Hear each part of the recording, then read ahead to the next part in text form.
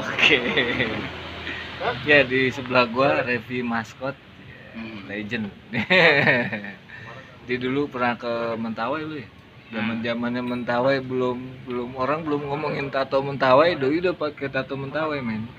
Tuh lihat tuh kaki tuh. Gitu. Dan gue bertato Mentawai juga gara-gara dia. Korban Indonesian tribal-tribalan.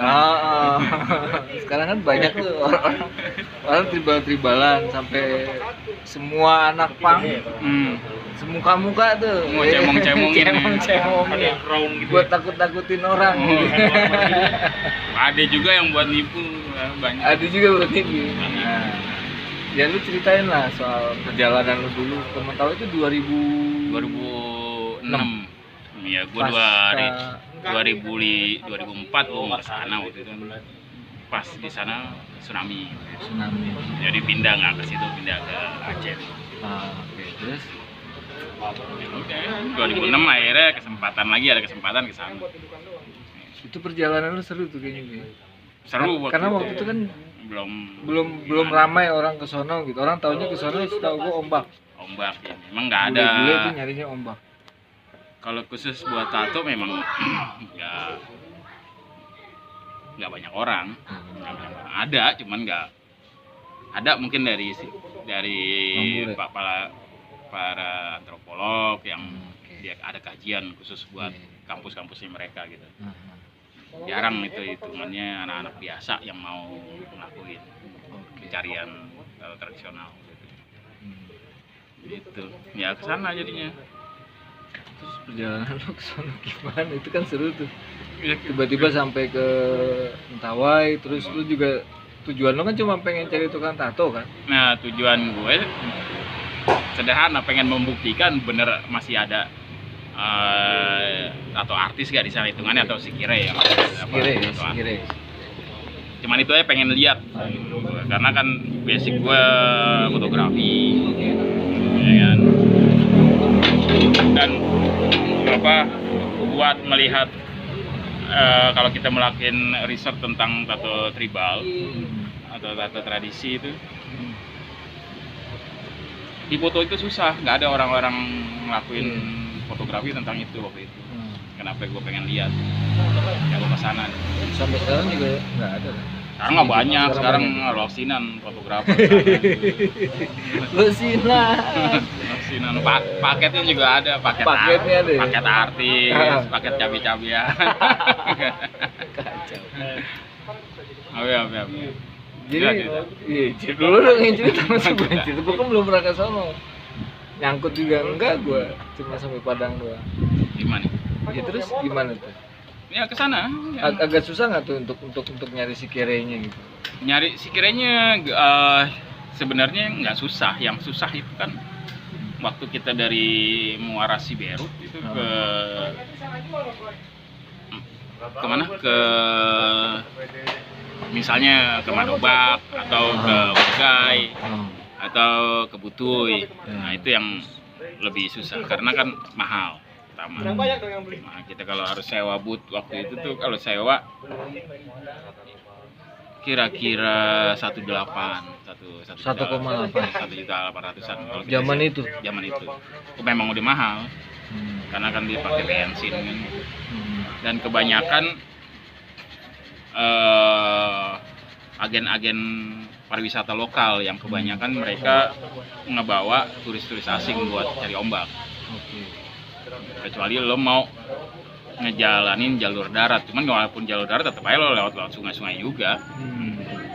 Ya gua di situ terlalu mahal buat gua, jadi gua ada juga dua harian lah di Muara Siberut buat cari tahu jalan yang lain. Akhirnya ya beruntung gue nunggu sampai ketemu hari pasar, jadi gue ikut sama masyarakat adat yang turun dari pedalaman dari hulu ke muara itu. Mereka kan jual barang-barang dari pedalaman buat gue ikut mereka ke sana. Naik perahu mereka. Itu Itu tukar barang nggak? Gue bayar. Bayar. Gue bayar, jadi dari yang harga S1,8 Jadi gue bayar 150.000. itu bahasa lu gimana tuh? Secara orang Mentawai, orang Siberut itu bahasa Indonesia bagus. Enggak, maksud gua kok dia mau gitu. Nah, gue nyamperin mereka ke pasar-pasar, gue lihat ada apa, kayaknya kayak serompok sekire gitu. Gue tanya, oh dari mana gitu, tanya-tanya ada kampungnya di mana. Terus gue tanya bisa ikutan. Ternyata ada yang punya booth itu satu keluarga, mereka bilang oh bisa, cuman nggak sampai ke tempat yang gue mau. Jadi cuman ke kampungnya dia doang. Kampung dia doang. Di Rockdok apa namanya. Kira-kira itulah. Ya lewatin sungai Raraikat. Nah, sampai di tempat dia gue jalan kaki tuh. Jalan kaki. Jalan kaki. Wih, Jalan kaki. berapa lama? Seharian sih sebenarnya, seharian ke Madobak gitu. Seharian dari Madobak gue tinggal berapa hari. Terus gue ke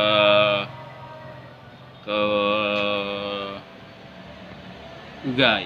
Ugai itu dari Madobak. Madobak itu kayak istilahnya pusat kotanya deh, pusat kota kecil di apa? Pulau Siberut itu. Khusus yang orang-orang suku ya. Ya ada di situ. Jadi kayak pemerintah bikinin satu kampung yang mereka punya rumah-rumah juga di hutan-hutan. Oh gitu. Jadi kan nomaden apa gimana sih? Enggak kan nomaden. Kalau menurut gue bukan nomaden. Bukan. Mereka kumpul sama keluarga-keluarga. Ya udah, tinggal di sana ada kira-kira 3 mingguan di sana. Hampir 3 sebulan. minggu ya. Nah, terus sampai akhirnya lu ditato di kaki. Kayaknya ceritanya beda lagi tuh. Beda bab ceritanya. Begini waktu dulu tuh. Tato memang waktu gua kesana udah nggak ada orang nato sih sebenarnya. Udah nggak ada orang nato. Nggak ada orang nato. Secara nggak kayak sekarang lo banyak tuh sekire-sekirean. Nggak tahu orang udah umur 21 tahun dia ngaku dirinya sekira ya gitu. Nah, terlalu tuh yang disebut sekira itu sebenarnya apa sih? Sekira sebenarnya orang tua yang punya kelebihan, misalnya metafisika lah, bisa nyembuhin orang atau dokter misalnya saman ya dokter ya yang mereka bisa nyembuhin penyakit, ada tabib juga gitu ya, tabib, tabib gitu. Ada yang khusus kalau buat yang nato disebutnya sipatiti. Oh beda-beda namanya banyak beda. Kalau sekira sebenarnya orang tua lah sekira itu orang tua, orang yang punya kelebihan itu. Akhirnya udah ketemulah di Madobak. Gue sempet ketemu waktu perjalanan awal sebenarnya di Madobak. Terus ketika gue ditanyain, kita harus kalau mau tato itu harus makin pesta gitu. Oke. Pesta itu lumayan mahal. Sebenarnya sih nggak mahal kalau hitung-hitungan tato artis komersial di Indonesia itu bisa jutaan. Sini kan per jam aja udah berapa. Kalau di sana kan nggak, yang penting pesta. Pesta itu bagian dari penghormatan sih sebenarnya. Kita menghormati si tato artis, menghormati dusun, menghormati kampung sekitar. Itu dijadiin untuk pesta. Makan-makan ya, makan-makan. Iya. Gitu. Cuman waktu itu memang kira-kira harus kira-kira itu 2 babi. Nggak harus potong 2 babi itu buat makan bersama. Ya udah. Kalau Islam ceritanya, mereka tahu nggak lu Islam? Tahu, gua nggak dibilang gua Muslim ya. Cuma kan gua memang kayak babi juga. Nggak ada urusan. Kalau di pedalaman gua makan ular, makan menghormati babi, mereka gitu. Udah gitu, gue berminggu-minggu di Butui.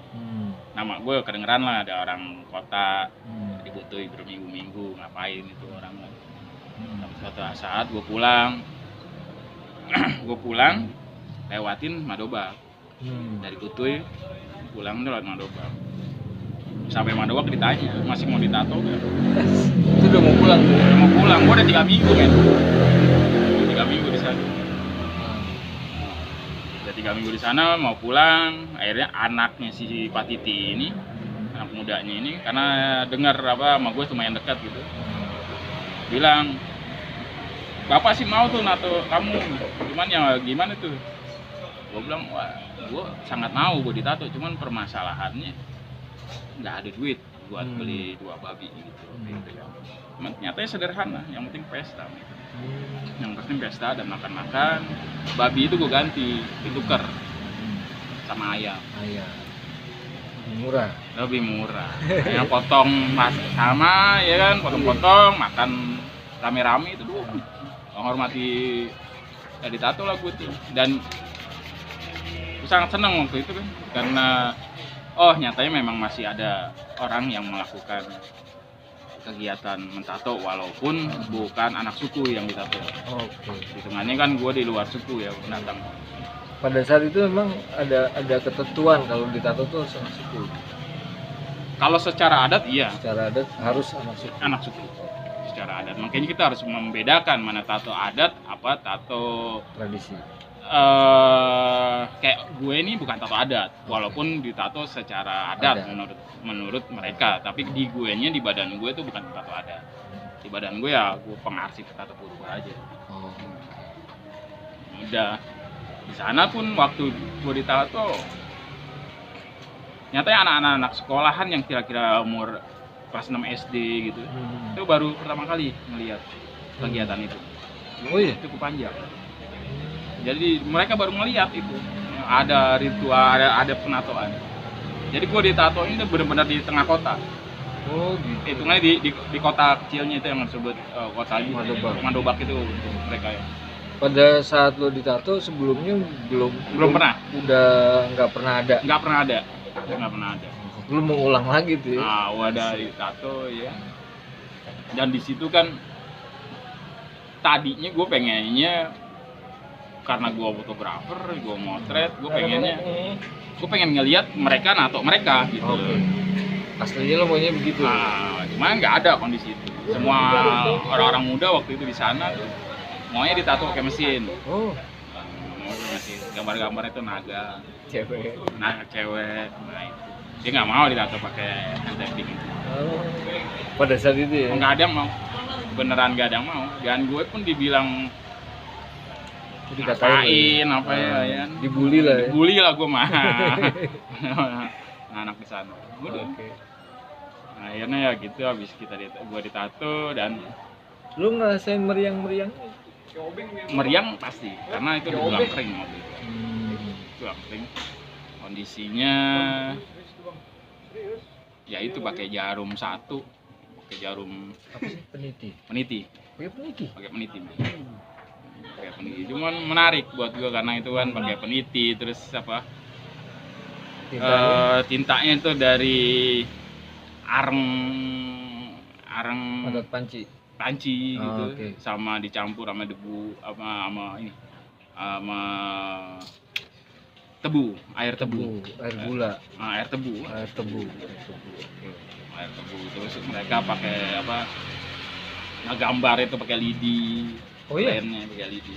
Ngelen ini nih Iya, pakai lidi. Jadi lidi kelihatan gelap. Udah.